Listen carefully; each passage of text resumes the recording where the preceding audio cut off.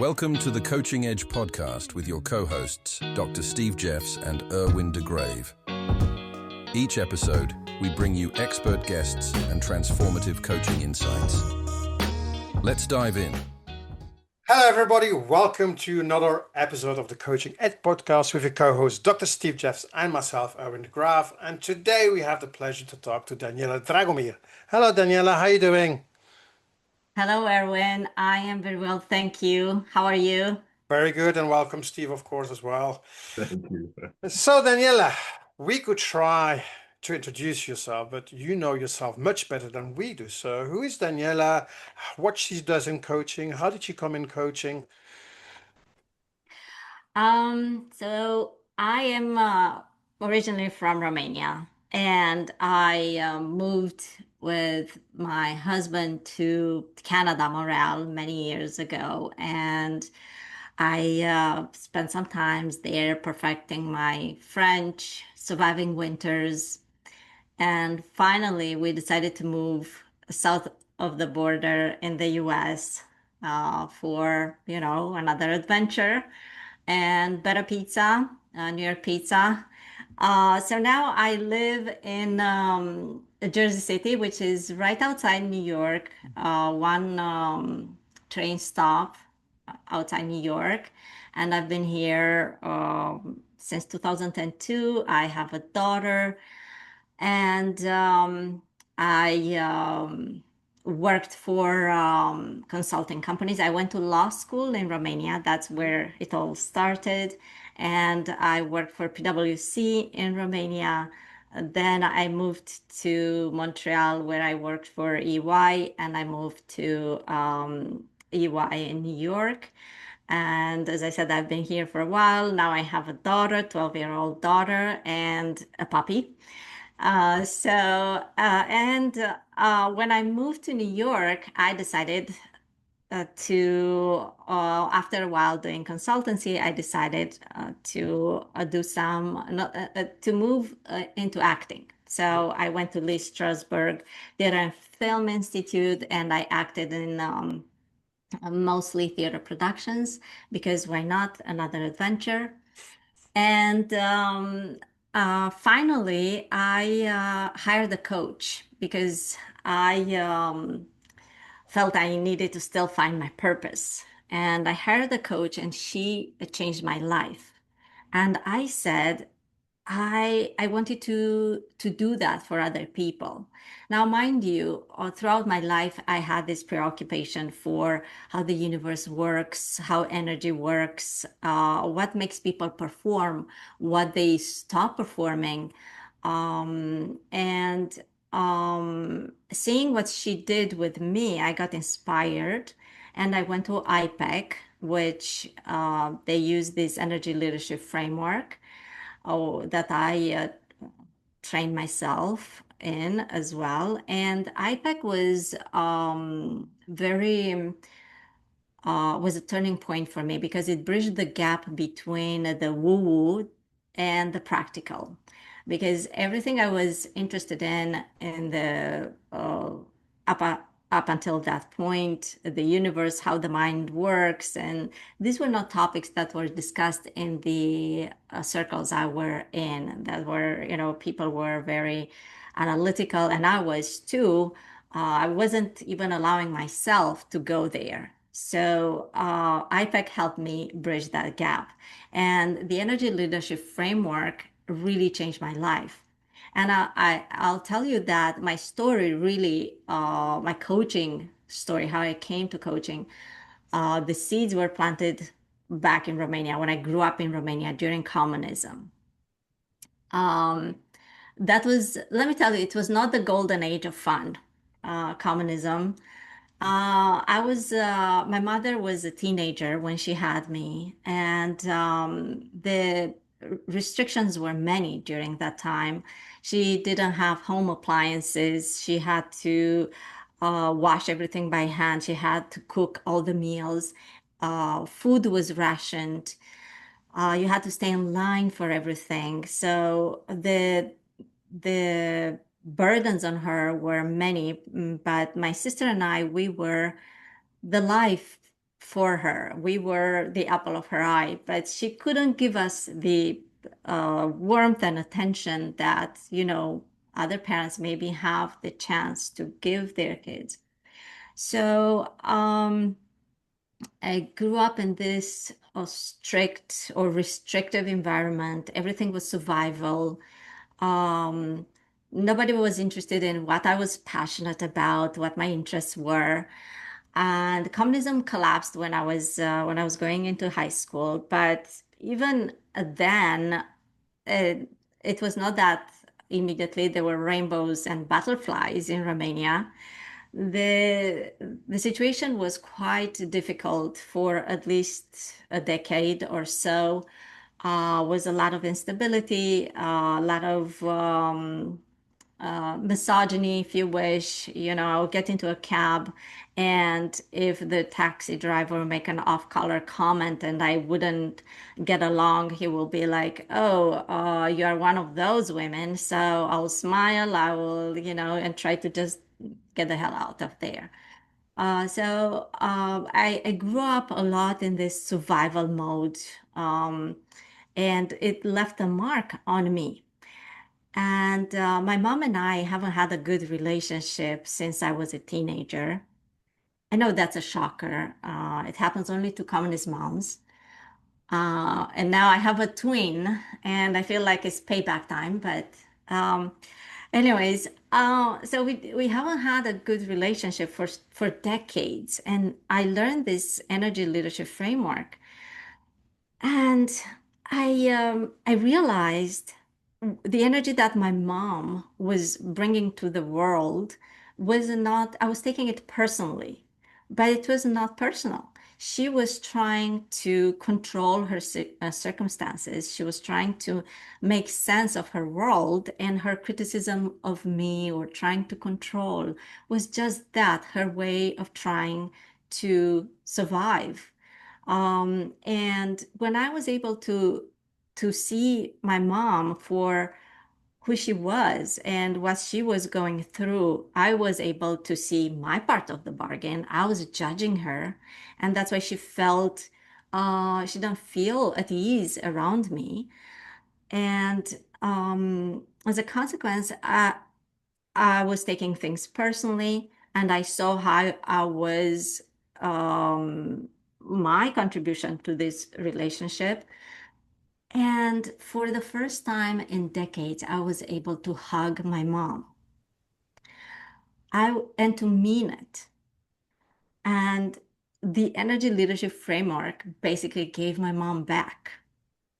And I was sold from that point on. I was sold, and I realized that life is going to throw at us challenges, communism, lack of foods, corporate challenges, corporate politics, you are not promoted, whatever. But there is something within us, our energy, that an energy that is waiting always for the opportunity to be expressed fully. Because if we go back to when we're kids and we're playing with sticks and we're going against another kid with a stick and playing knights and armor, or we were arranging our stuffies in our bedroom and we are into kingdoms. These are the lions, and they were going against the mice kingdom. And we'll get lost, in this play for hours. Our energy was expansive, was light, was we are present with what we are doing, and we're at peace with ourselves and with the world, with everyone around us. But then along the way, you have these experiences like me with communism, with the restrictions that are happening, and we start to restrict this energy. We start to tell ourselves stories that start to restrict the energy that we all have within. And then these voices form in our heads. You're not enough, you're not loved, you're not wanted. And next thing you know, you're in this state of survival. most of the time. Fear, survival. I'll give you an example. For example, I see with my clients in a corporate situation. Let's say you've been wanting an opportunity to get more responsibility, to get a promotion, and there is an opportunity to make a presentation to the board, and you jump at this opportunity, and you prepare, and the day before you don't sleep well. All these voices inside your head start telling you, who did you think you were to even go into this board meeting? Who you are not smart enough to be able to handle all the questions that are going to come to you. You should have prepared more. And you go into the meeting and you're all tensed up and so fearful that, you give the presentation, everything is a blur. You hope there'll be just a few questions. You get out and you're just happy that you still have your job. And this is a far cry from that expansive energy, that playful energy. And you find yourself in the what I call level one energy, is very restricted energy, imposter syndrome. You're trying to get through things. You're at the effect of life. You're not a choice. Or another level of energy is you go in there and you are, oh, I dare you to ask me a question. I know everything. I am better than you. Who are you to even ask me questions? I'm gonna crush this. So this is level two energy, is an energy of conflict, of defiance, and another level of energy is possible. Level three is, I've done so many presentations. This is just another one. I can manage. It's fine. I'm fine. I can manage. But it's not a thriving energy. Or at level four energy is the energy of the compassion energy. The I am okay if you are okay. Is you wonder if the board members had their afternoon tea. Your preoccupation is more with them than with you. And this is could be a beautiful energy, and it is a beautiful energy, is the energy of the leaders who are heart-centered. But if we don't have boundaries in place, we tend to give a little bit more and we deplete ourselves. And my favorite energy is to get back to that level five energy, where, for example, you go into the meeting and you are like, oh, I prepared, because why not? When we are all prepared, it's more fun. We can play, and oh, I invite questions, because even if I don't know a question or the answer to a question, it's an opportunity to maybe think of something new or go afterwards and learn about it, get back to them. And in that energy, you build relationships, you co-create, you have an expansive energy.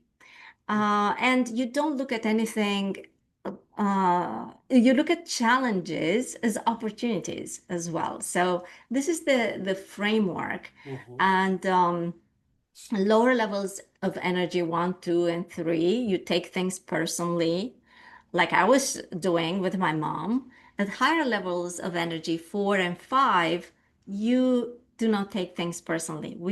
You have less judgment of yourself and others. Mhm. So this is my answer to. No, it's really interesting, and certainly about. I love to work with energy as well. So, and it's interesting that you were explaining those five levels of energy, because it's also how you. It's not only about the energy; it's also about how you feel, because how you physically feel will influence on what level you are. So, and I imagine on the explanation that you gave us that you work more in a corporate environment as a coach. So imagine that a person has to do a board meeting and has to make that presentation. and it's feeling like it's in level 1, 2, what can they do in preparing themselves and in a quick way, if necessary, to go to that level 5? Yeah. Thank you for the question. So, to the first part of what you said, physically, right? It affects you physically. So when you are in these lower levels of energy, you you work yourself on a deficit. And when you're younger, you can do that. And you can do it for years. But then the body starts to speak, and this starts to, ailments start to show up in your body. So you better become aware of what is going on. So how do you, the second part of the question, I think you said, how do you prepare yourself to go into a level 5 energy? Well, this is what I do in coaching. The first step is awareness. So I wasn't, for example, in my example, I wasn't even aware what I was doing with my mom. I was, just doing what I was doing since I was a teenager, just defying my mom, just not agreeing with her, resenting her for judging me. So first step is become aware of what your patterns are. Second step is fully accept whatever you are doing, what the situation is. Leave the stories aside, because our ego tends to attach some stories. Oh, I'm a bad person. I did this to my mom for so many years. I'm a bad person. I can never come back from this. Look at what it is. I was a teenager. I didn't know better. It is what it is. Accept fully. And then when you are aware and you accept, you are a choice. So, and you don't know what you don't know. But when I work with people, I tell them about what other energy levels are available to them. When they become aware that, oh, it is possible to go in this relaxed state. Uh, yes. And what we look at, what's holding you back? What is the story that you tell yourself that's holding you back? Because there is a story there. Um, when when we encounter a challenge, most of us, we act from fear. And that fear is built um, on a story that was formed usually earlier in childhood, and is some form of I'm not enough. I'm not going to be able to um, to be to be able to go through this. I don't have the goods. I am not smart enough. And when you look at that story and you dismantle it, you look at it for what it is, hopefully you're able to move to a higher energy level. I believe as well that uh, physically you can help yourself to get to a higher level. Because if you just like, I've seen this, and if you just go prepare you physically, that's why always successful people say, make sure that you physically fit, because it allows you very quickly to get into situations where you can very quickly go up and have that energy. And so, yes, I am. It's confidence, and you just go and you prepare physically, and you feel like that energy flowing. So, Yes.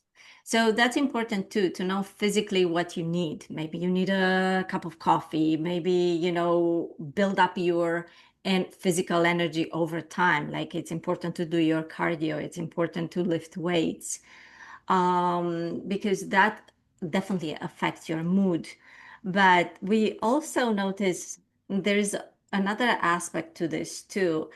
People do lots of things to that are in this wellness sphere, eating in a certain way, hitting the gym 5 times a week, and so on and so forth. But what they are doing is basically trying to manage a limited self.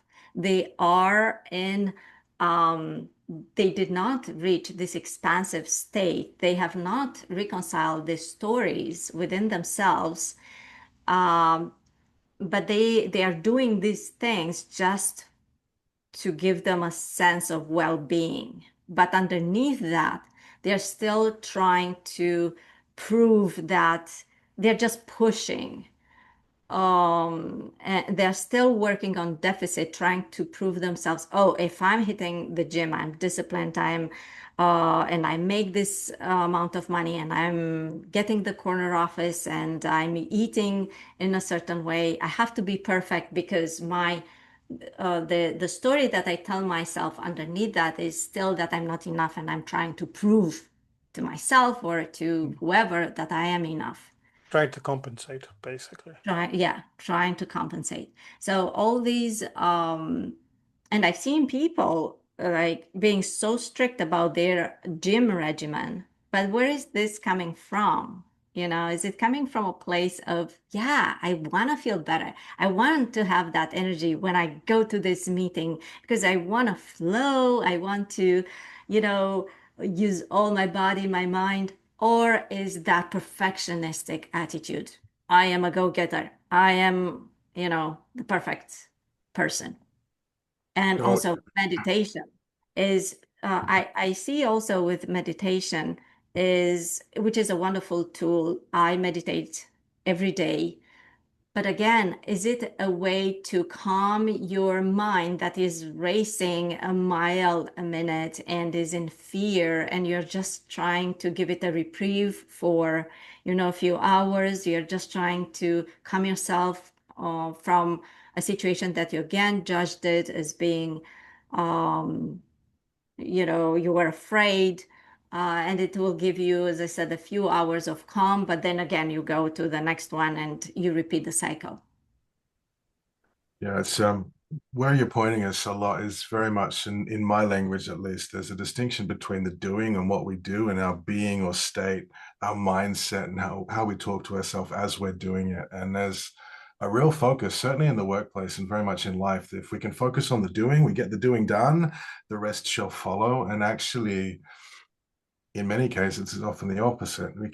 If we can get the right being, the right mindset, the right frame, view the world from the right place, from that space, the doing will follow. And that's one of the things I love about coaching is where we take our time to help our clients not just increase their to-do list, but really help them to choose how they're going to approach life and their actions. One of the things that strikes me as I listen from, I guess, a critical lens, a client lens. There's a lot of leaders out there that are like, they're aligned with this narrative. They're aligned with our well-being, with shifting their mindset, and they're feeling trapped in toxic cultures where they walk into that metaphorical boardroom that you spoke to, and it feels like an interrogation, where the energy of the boardroom, the group, and those leaders almost asks them to be at the lower levels. What do you say to leaders when they're like, yeah, I'd love to, but I just can't because the energy sucks me in from those around me? Yeah. I mean, and let's face it, most of corporate America is in this level of energy. And the rest of the world. And the rest of the world. I mean, look at the politics around us and everything. So most of the world is in level 2 energy, the aggressive energy, go, go, go. But it's still our responsibility. What do we do with our own energy? And as you said, we have to be a choice. If we are not a choice, then they will choose for us our energy. So when you are at that level of energy, 5 is uh, you are a choice, even if it doesn't matter the circumstances. Because at lower levels of energy, you're trying to control your circumstances, and that is exhausting. Oh, I will be able to feel good if, the board members were nice to me, or if my mom was different with me, I will be such a nicer person. But the responsibility is again, who are we being in these situations? So, Mm. and all you can control, who can you control? Yourself. You can never, because when I work with my clients and they tell me these stories, okay, my employee does this, and I was so nice to them, and I gave them time off, and I gave them, I switched the shifts around, and this and that, and they're still not happy. And okay, who can you control? What was your rate of success so far trying to change anybody else? When you try to change someone else, it's not usually it's not working. I don't know. I haven't had success with my husband for 28 years. You tell me. If Absolutely. I love where you're pointing this. There's a phrase, suffering in life is in many ways is a choice. Pain will always be there, but there's suffering. And a phrase, I think it's from Buddha or something related to Buddhism. But really, the best way to create suffering is to try and control something that you have no control over. The weather, the traffic, these external things, other people. And I think it's a great reminder to go, well, what can I can choose how I respond. I can influence me. And then from me choosing the way that I want to be, I still have a range of choices in terms of my actions. But I do it from a place of power, not a place of victimhood trapped or fear, as you were articulating before.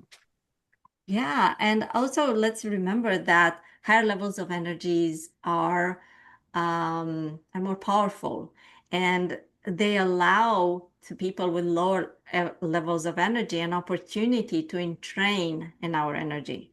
So why take that opportunity from other people? Our, opportunity is to be at our best and give that chance to other people to entrain in our energy. Mm. So I've seen that you use puppets. Yes. I would love to know more about the puppets that you have and how do you use it in the coaching. It's really intriguing. So I have a puppet for every level of energy. And this is Alvin. Oh my, everything works against me. I really don't know what I'm going to do. Nobody helps me. Oh. So you can imagine this is level one energy. And um, when you deal with a puppet, is first of all, it's hard to get mad at a puppet. And uh, these lower levels of energy, they are heavy. They are, when I ask a client to recognize what level of energy were you in at that point, it's easier to say, Alvin. That was like Alvin was popping its head. And we tend to identify ourselves with our emotions, thoughts, and emotions, but we are not those thoughts and emotions. And a puppet shows you like how ridiculous it is, it's like a mirror staring back at you. Hey, if they were only doing their jobs, I wouldn't have to step in. So, is it's a mirror back. It's also a kinesthetic way of remembering, concepts and um, levels of energy. Yeah, remember concepts. And it's a fun way. I mean, if leaders forget to play, Mm. they better remember it's important. Playing is very important for leaders, and I want to challenge them because some of them are like, you know what, I'm not ready to deal with a puppet. And like at the beginning is that pushback, and then we start talking, and they are like, maybe it's not that crazy. Okay, they start warming up, and then they start to have fun because not everything has to be in leadership, has to be this heavy thing. We are serious people in a boardroom and we do serious stuff. So that's why I like to bring puppets. But how did you came to the point of using puppets? How did it came about? Well, so um, I I went to acting school. I acted. Then I had a puppet show business while my daughter was growing up. And then I went into coaching, and I had this idea of puppets. But then, Alvin was in my head, like, really? Really? Puppets for leadership coaching? That's so ridiculous. So I had this idea, I had the vision, I thought it would be fun, but I was in fear and self-judgment and shame, and I don't do anything about it. And then I hired some coaches, business coaches, and they supported me. And I one day I took a puppet to a networking event. So I took Vic, who is my level 5 puppet. I see opportunities everywhere. I see your gifts and yours.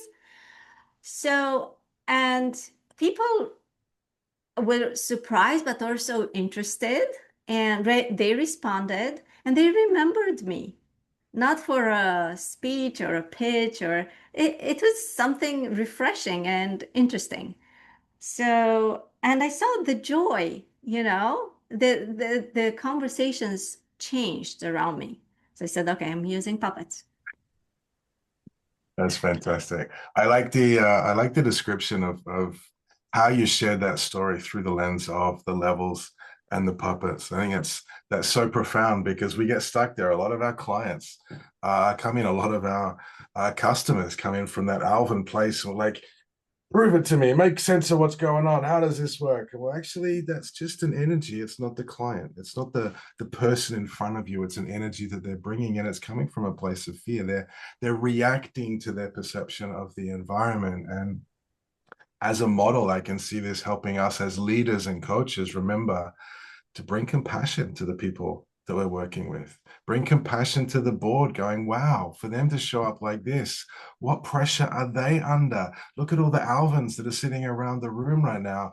How can I show up in service of us and what we're doing? I think that's a really, really great reminder. Fascinating. I got 1,000 questions, some of which can take us in many directions, and most of which won't fit into the space that we have for today. How can people connect with you? I think you've inspired some ideas, got some thoughts, and shaken up some definitions of what good coaching might look like. And I think in a really good way. How can people reach out, connect with you, and learn more about the work that you do and this cool way of playing with energy? So I'm very present on LinkedIn and at Daniela Dragomir ACC. And I am also and on my website, which is danieladragomir.com. Great. Thank you very much. We'll put this under the video as well so that people can click and see. So Daniela, thank you very much for sharing your experience in coaching, what you do, and I love the idea with the puppets and that's certainly the energy that makes it more playful. What we need to be sometimes, adults sometimes need to be playing again like kids. So those puppets does that. So thank you very much, everybody else. Thank you very much for listening in, and until the next episode, take care. Bye bye. Thank Thanks you. for tuning in to The Coaching Edge. Until next time, keep coaching and keep growing.